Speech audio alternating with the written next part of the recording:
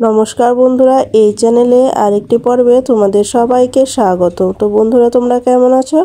আশা করি দেশ কিংবা দেশের বাইরে যে যেখান থেকে আমার এই ভিডিওটা দেখছো তারা সবাই ঈশ্বরের কৃপায় ভালো আছো এবং সুস্থ আছো। তো বন্ধুরা, প্রতিদিনের কাজগুলো যদি আমরা কিছু টিপস ফলো করে কাজ করি তাহলে কিন্তু সংসারে কিছুটা আয়ও হয় এবং নিজেদের জন্য কিছুটা সময় বের করতে পারি। তো তারই কিছু জানা অজানা টিপস নিয়ে চলে এসেছি। তো চলো বন্ধুরা, আমরা দেরি না করে টিপসগুলো দেখে ফেলি। বন্ধুরা, আমরা তো বিস্কুট সবাই প্রত্যেকেই খেয়ে থাকি। আর বিস্কুট যখন আমাদের ঘরে আনা হয় তখন কিন্তু কারণে বা অকারণে বিস্কুট কোনো সময় এরকমটা হয় যে ড্যাম হয়ে যায়। তখন কিন্তু সেই বিস্কুটগুলো খেতে একদমই ভালো লাগে না। সে চা দিয়ে খেতে বলো আর এমনিই খেতে বলো, একদমই কিন্তু ভালো লাগে না। তো বিস্কুটগুলো কিভাবে রাখলে আমাদের বিস্কুটগুলো ভালো থাকবে তারই একটি ছোট টিপস তোমাদের কাছে শেয়ার করছি। আশা করি তোমাদের উপকার হবে এবং ভালোও লাগবে। তো কি করতে হবে এর জন্য বন্ধুরা? এর জন্য নিয়ে নিতে হবে চিনি। হ্যাঁ বন্ধুরা, সামান্য পরিমাণে চিনি নিয়ে নিতে হবে। আর এই চিনিগুলো যখন আমরা এটার মধ্যে দিয়ে দিব তখন দেখবে যে বিস্কুটগুলো কিন্তু একদমই ড্যাম হবে না, একদম মচমচে। বিস্কুটগুলো যতদিন খাবে তোমরা ততদিনই কিন্তু বিস্কুটগুলো মচমচে থাকবে, একদমই আর ড্যাম হবে না, নরমও হবে না। তো আশা করি তোমাদের এই টিপসটি ভালো লেগেছে। তো বন্ধুরা, ভালো লাগলে একটা লাইক করে দিও। আর যদি বেশি ভালো লেগে থাকে তাহলে কমেন্ট করে, অবশ্যই কমেন্ট করে জানিয়ে দিও তোমাদের কাছে কেমন লেগেছে। তো চলো বন্ধুরা, তাহলে আমরা পরবর্তী টিপসটা দেখে নিই। বন্ধুরা, আমাদের ঘরে তো প্রত্যেকের ঘরে তো এরকম পলিথিনগুলো রয়েছে। তো এই পলিথিনগুলো কিন্তু আমরা ফেলেই দেই। তো এগুলো কিন্তু আমাদের অনেক কাজে লাগে। আমরা যখন কোথাও যাতায়াত করি তখন কিন্তু এইসব পলিথিন অনেক কাজে লাগে। কেন আমরা কাজে লাগে, কি কাজে লাগে, এটা তোমাদেরকে অবশ্যই জানাবো। তো দেখো, আগে পলিথিনগুলোকে ঠিক করে আমি গুছিয়ে নিচ্ছি। তো এগুলোকে গুছিয়ে নিয়ে তারপর আমি নিয়ে নিব একটা ব্যাগের মধ্যে।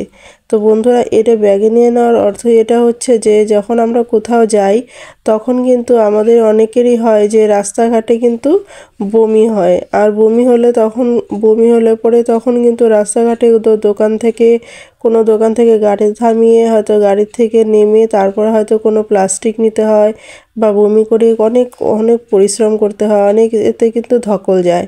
তো ব্যাগের মধ্যে যদি আমরা প্লাস্টিকগুলো রেখে দেই তাহলে কি হবে, যখন আমাদের এরকম বমির ভাব আসবে তখন চটজলদি যে প্লাস্টিক একটা প্লাস্টিক বের করে তখন যদি আমরা সেটাতে ব্যবহার করে ফেলে দেই তাহলে কিন্তু আমাদের আর গাড়ি থামিয়ে নিচে নামতে হলো না বা আমাদের এটার জন্য কোনো ধকলও গেল না।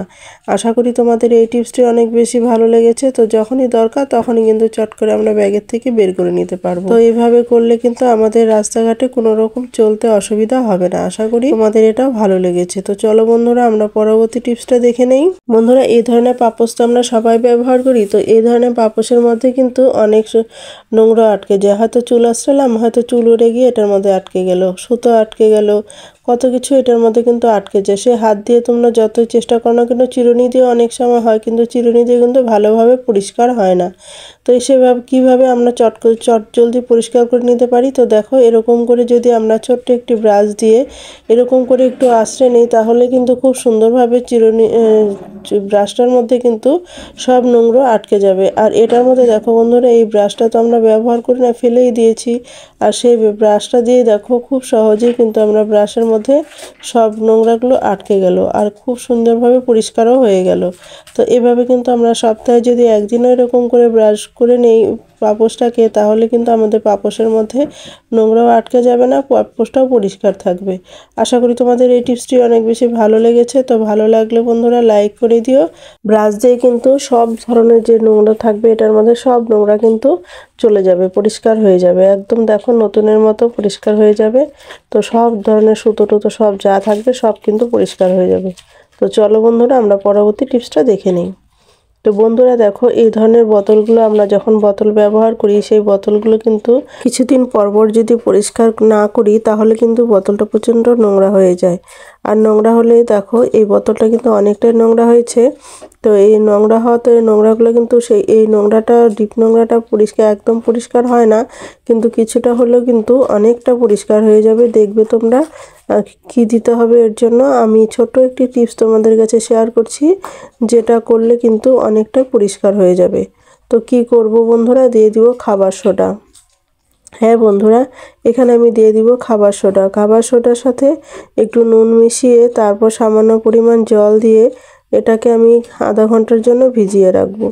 তাহলে বোতলটা এত সুন্দর পরিষ্কার হবে না, তোমরা ভাবতে পারবে না যে খাবার সোডা লবণ দিয়েও কি এত সুন্দর পরিষ্কার হতে পারে। সত্যি নিজে চোখে না দেখলে বা নিজে না করলে বোঝাই যাবে না। তো তোমাদেরকে আমি দেখাচ্ছি কত সুন্দরভাবে এটা পরিষ্কার হয়। মাঝে মধ্যে এটাকে একটু ঝাঁকি দিয়ে দিতে হবে, কেননা যে ঝাঁকি দিলে পরে এই লবণটা কিন্তু স্ক্রাবারের কাজ করবে।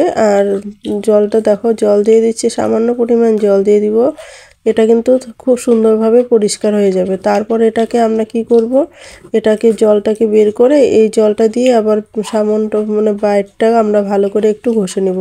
তাহলে কিন্তু খুব সুন্দরভাবে পরিষ্কার হয়ে যাবে। সম্পূর্ণ বোতলটাই এত সুন্দর পরিষ্কার হবে তোমরা ভাবতে পারবে না। তো দেখতেই পাচ্ছ এরকম করে কিন্তু পরিষ্কার হতে শুরু হয়ে গেছে। তো এটা যখন আমরা আধা ঘন্টা ভিজিয়ে রাখবো তখন কিন্তু আরও অনেক পরিষ্কার হবে। এবার আমি ভিজিয়ে আধা ঘন্টা সময় আমি রেখে দিচ্ছি। তো দেখতেই পারবে নিজে চোখে কতটা পরিষ্কার হয়। তো দেখতেই পাচ্ছ কতটা সুন্দর পরিষ্কার হয়ে গেল বোতলটা। দেখো কত সুন্দরভাবে অনেকটা কিন্তু পরিষ্কার হয়ে গেছে। আর বোতলে দেখো কালারটাই কিন্তু চেঞ্জ হয়ে গেছে। আগে কেমন লালচে লালচে কালারটা ছিল, এখন কিন্তু সেই ভাবটা কিন্তু আর নেই। এটা আমি তোমাদেরকে ধুয়েও ভালো করে দেখাচ্ছি কতটা সুন্দরভাবে পরিষ্কার হয়েছে। এটা তোমরা ব্যবহার করার উপযুক্তই ছিল না, কিন্তু এখন দেখো কত সুন্দরভাবে বোতলটা পরিষ্কার হয়ে গেল। আশা করি তোমাদের এই টিপসটি অনেক বেশি কাজে লেগেছে এবং ভালো লেগেছে। তো বন্ধুরা, ভালো লাগলে একটা লাইক করে দিও, আর বেশি ভালো লাগলে একটা কমেন্ট করে জানিয়ে দিও। তো চলো বন্ধুরা, আমরা পরবর্তী টিপসটা দেখে নেই। তো বন্ধুরা, আমরা যখন নেল পালিশ কোথাও যাই, নেল পালিশ পরি, তখন কিন্তু নেল পালিশ পরতে গিয়ে কিন্তু কি হয়, তাড়াহুড়ো করে নেল পালিশ পরতে গিয়ে নেল পালিশগুলো বারবার করে উঠে যায়। হয়তো শাড়িতে ঘষা লাগলো বা চুড়িদারে ঘষা লেগে গেল, এইভাবে আঙুলের মাথায় আঙুল লেগে গেল, এইভাবে করে কিন্তু চটজলদি আমরা নেল পালিশটা তখন তাড়াহুড়োর সময় পরতেই পারি না। নেল পালিশটা পরতে গেলে বারবার করে উঠে যায়, আর তখন তাড়াহুড়ো করে পরাও হয় না, শুকানোর সময়ও হয় না। তো কিভাবে আমরা চটপট যাতে আমরা নেল পালিশও পরবো, আবার আমাদের তাড়াহুড়ো করে আমরা সবকিছুই করব, তো এই সময়ের মধ্যে অল্প সময়ের মধ্যে আমরা সবকিছুই করব কিভাবে, তো দেখবে তো আমার নেল পালিশটাও নষ্ট হবে না। তো কিভাবে হবে, তো দেখো বন্ধুরা, আমরা যখন কোথাও যাব বা তাড়াহুড়ো করে, তখন যদি এরকম করে নেল পালিশ পরে জলের মধ্যে যদি আমরা এরকম করে হাতটা একটু কয়েক সেকেন্ডের যদি আমরা এরকম করে নেল পালিশটা জলের মধ্যে নেল পালিশ দিয়ে জলের মধ্যে এরকম ভিজিয়ে রাখি, তাহলে কিন্তু আমাদের নেল পালিশটা কিন্তু একদম ভালোর মতো নখের মধ্যে আটকে যাবে, একদমই উঠে যাবে না। আর এটা সেটার মধ্যে যে লেগে যাবে সেটাও কিন্তু লেগে যাবে না। খুব সুন্দরভাবে কিন্তু নেল পালিশটা আমাদের ঠিকঠাক মতো হয়ে যাবে। দেখো আমি আঙুল দিয়ে ঘষলাম, তাতেও কিন্তু কোনো রকম কিছু হলো না। আশা করি তোমাদের এই টিপসটি অনেক বেশি ভালো লেগেছে। তো বন্ধুরা, ভালো লাগলে লাইক কমেন্ট শেয়ার করে দিও। আর এই ভিডিওতে যদি কেউ নতুন হয়ে থাকো তাহলে সাবস্ক্রাইব করে আমার পাশে থেকো এরকম নিত্য নতুন ভিডিও পাওয়ার জন্য। তো বন্ধুরা, আজ এই পর্যন্ত, দেখা হবে নেক্সট ভিডিওতে। কেমন?